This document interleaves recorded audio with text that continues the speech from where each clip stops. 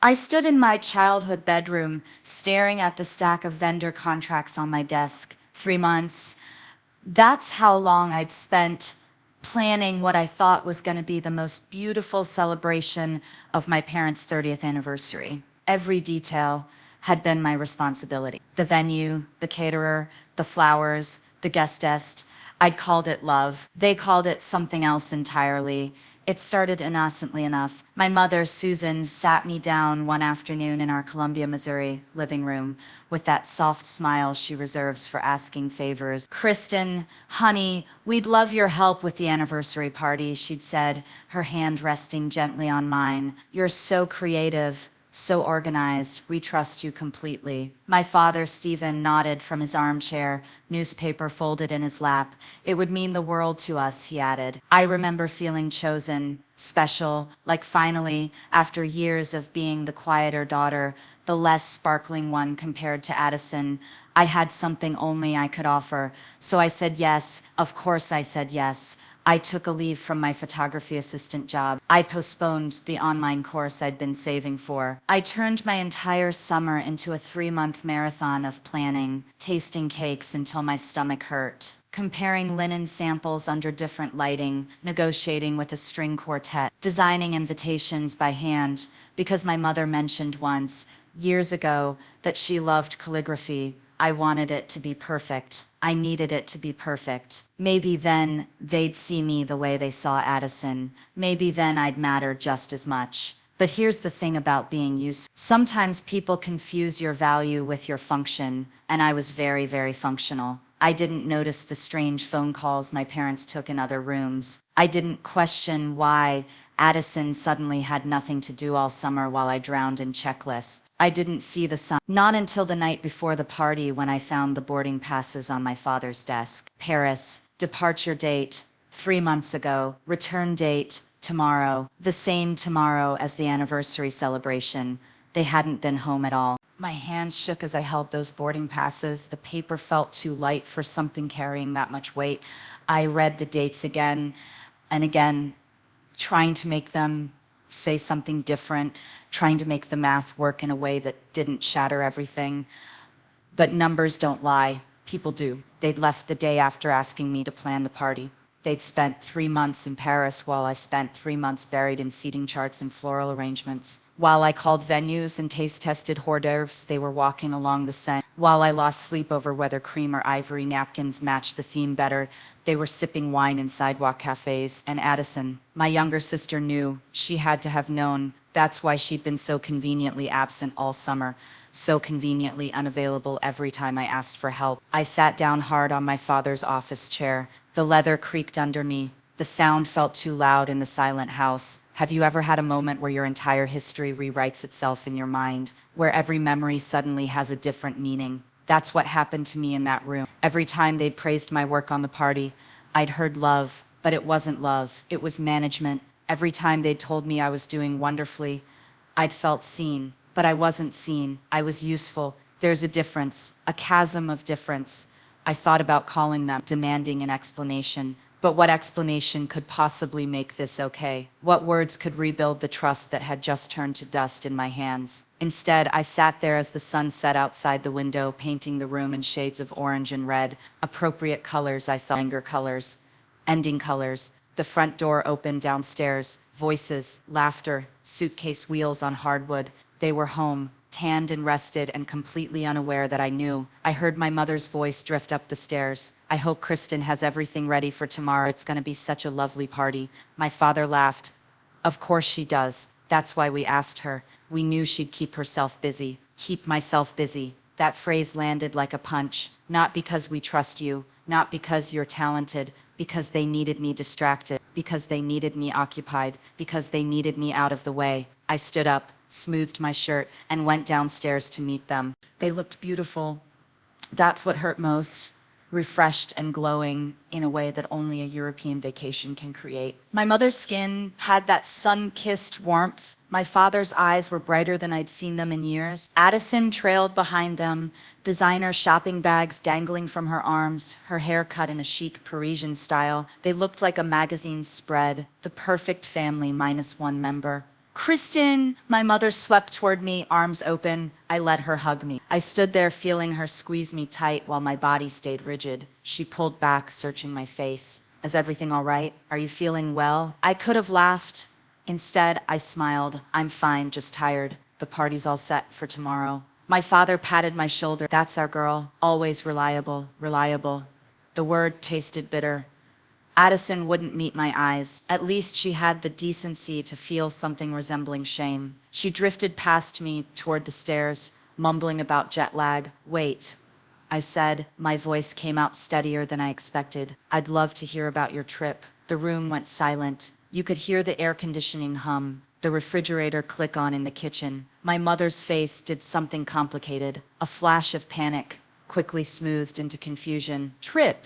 She asked, and I had to admire the performance. What trip, honey? I pulled the boarding passes from my pocket, held them up like evidence in a trial, because that's what this was, wasn't it? A trial, a judgment, the moment where we'd all find out what kind of people we really were. Paris, I said quietly. The trip to Paris, the 3-month trip to Paris that you took while I planned your anniversary party. That trip, my father's expression changed, not to guilt, not to apology, to annoyance. Like I'd found something I wasn't supposed to find, and now things were going to be inconvenient. Kristen, he started, using his calm business voice, the voice he used with difficult clients. Let me explain, but my mother cut him off. She sighed, actually sighed, like I was being tedious. Oh, Kristen, don't be dramatic. We just wanted to keep you busy for the summer. You were moping around, not doing anything with your life. We thought giving you a project would be good for you, good for me. They thought lying to me was good for me. Good for me, I repeated.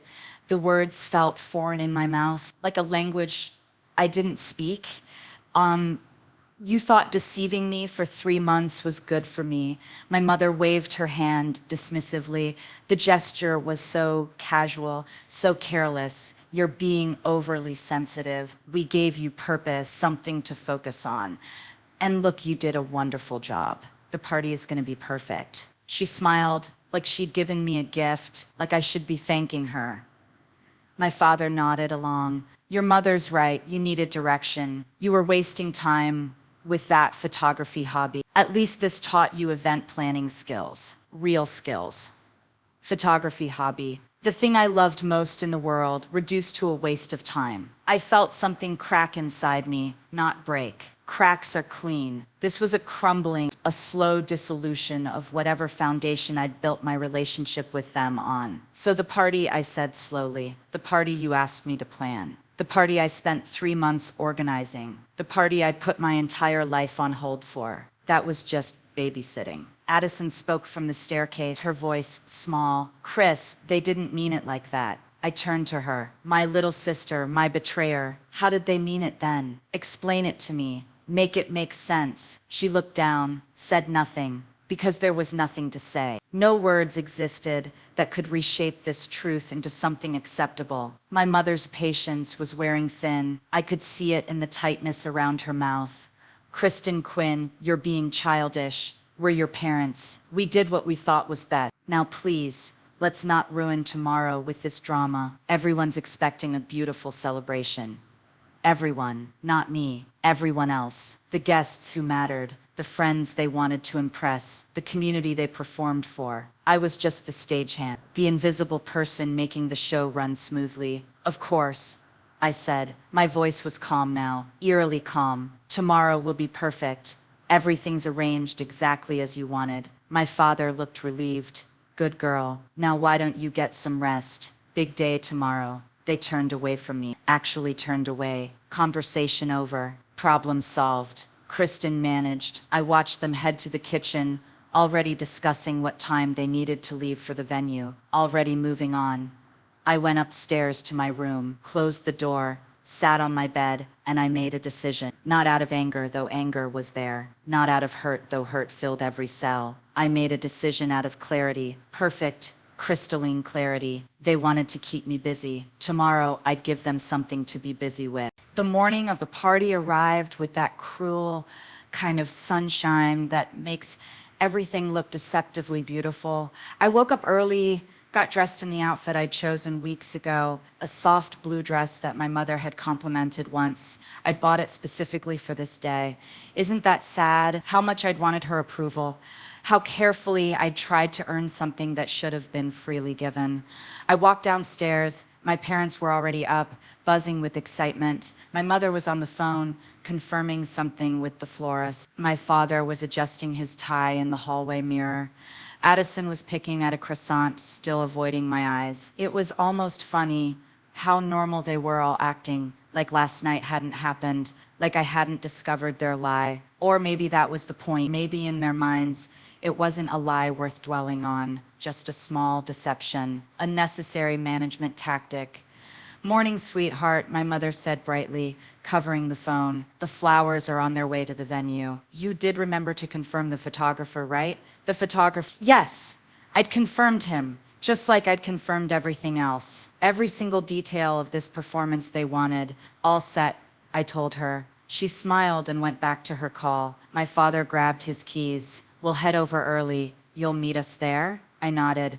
"I'll be right behind you." I watched them leave, heard their car pull out of the driveway, listened to the sound fade into the distance. Then I went to my room and started packing. Not everything, just enough. Clothes, laptop, camera equipment, my savings account information, birth certificate, social security card, the practical things, the escape things. I'd been funding my parents' lifestyle for the past year, you see. After I'd graduated and gotten my photography job, they'd asked for help, rent contributions, utility payments, groceries. I'd given it gladly, thinking I was supporting family, thinking we were in it together. I opened my laptop and drafted an email. Not a long one. Long explanations are for people who might listen. Short and simple for people who won't. I know about Paris. I know you lied. I know you used me. The party will go on without me. Everything is paid for and arranged. But I won't be there, and I won't be funding your lives anymore. Consider this my resignation from the role of convenient daughter, Kristen. I attached screenshots, the boarding passes, bank statements showing my contribution, text messages between Addison and my mother about keeping me distracted, evidence, because gaslighting only works in the dark. I didn't send it yet. Timing matters in these things. I loaded my car in silence, trip after trip from my room to the trunk. Each box felt lighter than it should, or maybe I felt lighter, unburdened by expectations I'd never be able to meet. I'd already researched Portland, Oregon, weeks ago actually, before I even found the boarding passes. Some part of me had been planning escape without knowing it. There was a photography course there, a real one. The kind that could turn my hobby into something more, the kind my parents would never support. I sat in my car for a moment, looked up at the house. 24 years I'd lived here, 24 years of trying to be enough, of watching Addison shine effortlessly while I worked desperately. She was the golden child. I was the useful one, and useful things get used until they break or walk away. I was choosing to walk away. The party was scheduled to start at 2. At 1:45, I sent the email, not just to my parents, to everyone, every relative, every family friend on the guest list, every person who would be walking into that venue expecting a celebration. I told them the truth, the whole truth, about the lie, about Paris, about being kept busy like a child who needed distraction. I attached the evidence, let them see what kind of people Stephen and Susan Quinn really were behind the polished exterior. Then I sent a separate message to the vendors, thanked them for their work, confirmed everything was paid in full, told them I wouldn't be attending, but the hosts would be there. I wasn't sabotaging the party. I'd worked too hard for that, but I was making sure my absence would be noticed, would be questioned, would require explanation. My phone started ringing immediately. My mother, I didn't answer. It rang again. My father, ignored. Text messages flooded in, angry ones from my parents, shocked ones from relatives. A few, surprisingly, that said they understood, that said they'd suspected something was wrong, that said they were proud of me. Those messages I saved. The rest I deleted without reading. I started driving west toward Portland, toward something new. My phone kept buzzing. I turned it on silent, let them panic, let them scramble, let them explain to a venue full of guests why the daughter who'd planned everything was missing. Let them feel what it's like when someone you counted on disappears without warning. Poetic, isn't it? I gave them exactly 3 months of silence, the same 3 months they gave me of lies. The Missouri landscape blurred past my windows, fields and highways and small towns. Each mile felt like shedding skin. I drove for 2 days, stopped at cheap motels where nobody knew my name or my story, ate gas station sandwiches and drank too much coffee, listened to podcasts about starting over, about setting boundaries, about the difference between family and people who share your blood. They're not always the same thing. I was learning that the hard way. Portland welcomed me with rain, soft, misty rain that felt like a baptism. I found a tiny studio apartment in a neighborhood full of coffee shops and vintage stores. It wasn't much, but it was mine, paid for with money I'd earned, money I was no longer sending back to Columbia. I enrolled in the photography course immediately, advanced digital photography with a focus on urban landscape. The instructor was a woman named Maya who looked at my portfolio and said, "You have an eye for finding beauty in forgotten places." I almost cried. It was the first time in months someone had seen my work, really seen it. The fallout back home was nuclear, I knew, because Addison finally called me. 3 weeks after I left, her voice was shaking. "Chris, everything's a mess. Mom and Dad are furious. Everyone's talking about us. People are avoiding them at the grocery store. The country club asked them to take a break from membership and school." Her voice cracked. "School is hell. Everyone knows what they did, what we did. I'm so sorry. I should have told you about Paris. I should have said something." I wanted to feel satisfaction, that sharp, sweet taste of revenge, but mostly I felt tired and sad. Sad that it had come to this. Sad that my parents had valued a vacation over honesty. Sad that my sister had chosen complicity over loyalty. "Addison," I said quietly, "I don't hate you, but I can't fix this for you. You made choices. Now you live with them, just like I'm living with mine." She cried, asked if I'd ever come back. I told her the truth. "I don't know, maybe someday, but not now. Not until I figure out who I am without trying to be what they need." My parents sent letters, real paper letters, because I'd blocked their numbers. The first ones were angry, accusations of betrayal and immaturity and ruining their reputation. The later ones were different, softer. They used words like misunderstanding and overreaction and family forgives, but never the word they actually needed. Sorry. They were never sorry for lying, only sorry for getting caught, sorry for consequences. There's a difference. I didn't respond. Words without change are just noise, and I needed silence, needed space to breathe without their expectations pressing down on me, needed time to discover what Kristen Quinn actually wanted when nobody was telling her what to want. 6 months passed in Portland before I realized I was happy. Not the performance of happiness I'd worn in Columbia. Real happiness, the kind that sits quiet in your chest while you're doing ordinary things. I'd wake up early to catch the sunrise over the Willamette River, camera in hand, chasing light the way some people chase dreams. My photography course became my sanctuary. Maya taught me that a camera doesn't just capture what's there, it captures how you see, and I was learning to see myself differently. Not as the daughter who wasn't quite good enough, not as the sister who lived in someone's shadow, just as Kristen, person, artist, survivor. My work started getting noticed. Small galleries, local publication. A coffee shop wanted to display my Portland series. Images of rain-soaked streets and neon reflections and people laughing under awnings. One photo in particular kept drawing attention, a shot of an empty park bench with a forgotten umbrella. I titled it "Left Behind." People said it made them feel something. That's all I'd ever wanted, to make people feel, to matter in a way that wasn't about being useful. I made friends, real ones, people who knew my story and liked me anyway, who didn't need me to be anything except present. There was James from my photography class who taught me about long exposure, and Rachel, my neighbor, who brought me soup when I caught a cold and never asked for anything in return. Simple kindnesses that felt profound after years of transactional family love. My parents kept trying cards on holidays, emails asking about my life. They'd sent money once.